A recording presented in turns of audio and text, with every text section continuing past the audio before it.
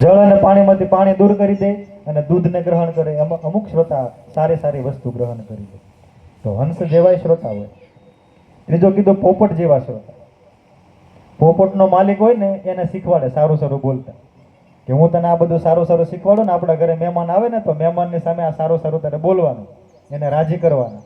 એટલે ઓચિંતાનો એ માલિકના ઘરે મહેમાન આવે એટલે પોપટને શીખવાડેલું જ હોય એવું એ સારું સારું બોલે એટલે મહેમાન બધા રાજી થઈ જાય.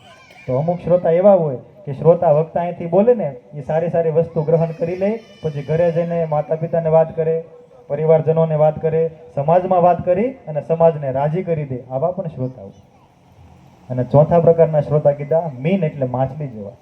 માછલી જળમાં રહીને માત્ર એ જુએ અને દૂધનું પાન કરે. માછલી કોઈ દિવસ બોલે નહીં, એ માત્ર જુએ અને દૂધનું પાન કરે. તો અમુક શ્રોતા એવા હોય કે બેસે માત્ર વક્તાને સાંભળે, એક શબ્દ ન બોલે. ચાર પ્રકારના શ્રોતાની વાત ભાગવતમાં છે.